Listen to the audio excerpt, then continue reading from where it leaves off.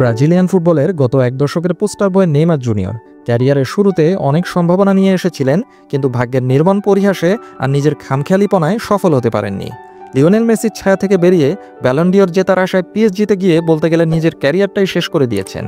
নানা চড়াই উতরাই পেরিয়ে ইনজুরিতে পড়ে এখন ব্রাজিলের সান্তোসে থিতু হয়েছেন।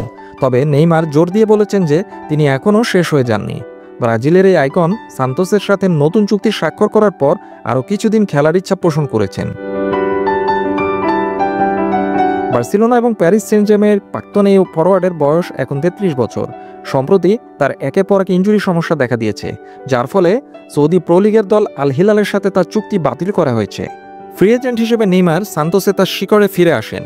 নেইমারের ফিটনেস এবং খেলার প্রতি তার কমিটমেন্ট নিয়ে প্রচুর প্রশ্ন তোলা হলেও এক একান্ত সাক্ষাৎকারে তিনি স্ত্রী ব্রুনা বিয়ানকার্ডিকে ফুটবল নিয়ে তার আকাঙ্ক্ষা, ভালোবাসা এবং ভবিষ্যৎ নিয়ে বিস্তারিত বলেছেন। নেইমার জুনিয়র বলেছেন, আমাকে যা অনুপ্রাণিত করে তা হলো ফুটবলের প্রতি আমার এখনও যে ভালোবাসা রয়ে গেছে। খেলার মাঠে থাকার যে আকাঙ্ক্ষা আমি অনুভব করি সেটাই আমাকে প্রতিদিন তাড়িত করে। আমার ঘুম থেকে জেগে ওঠা, ট্রেনিংয়ে যাওয়া, এসবের কারণ একটাই, ফুটবলের প্রতি আমার ভালোবাসা এখনও অটুট। ফুটবলের প্রতি আমার যে ভালোবাসা আছে তা কখনো শেষ হবে না।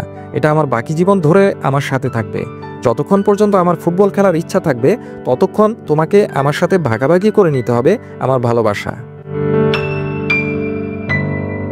ব্রাজিলের সর্বকালের শীর্ষস্থানীয় গোলদাতা নেইমার আগামী সামারে 2026 বিশ্বকাপ ফাইনালে অংশ নিতে চান।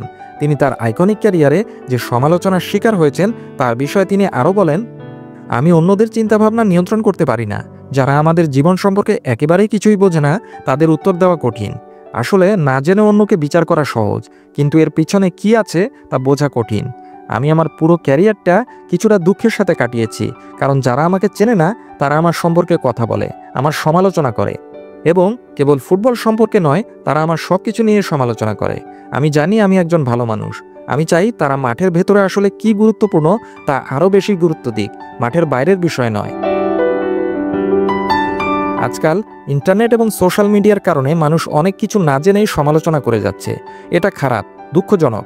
একটি নির্দিষ্ট উপায়ে কাউকে বিচার করা, এমনকি কখনো কখনো এমন লোকদের দ্বারাও ঘৃণা করা হয় যারা আমাকে চেনেই না, যারা আমার দৈনন্দিন জীবনের অংশ নন, যারা জানে না যে আমি নিজের এবং আমার পরিবারের জন্য কতটা চেষ্টা করেছি।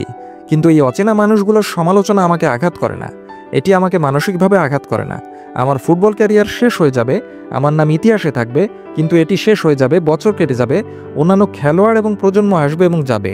আমি সবসময় বলি যে যারা আমাকে চেনে তারাই আমার কাছে বেশি গুরুত্বপূর্ণ। আগামী বিশ্বকাপে যাওয়ার আগে নেইমার ক্লাব পর্যায়ে একটি নতুন চ্যালেঞ্জ নিতে পারেন। এই দক্ষিণ আমেরিকান সুপারস্টার জানুয়ারি ট্রান্সফার উইন্ডোতে আবারও একজন ফ্রি এজেন্ট হতে চলেছেন। দেখা যাক তখন নেইমার কোথায় যান।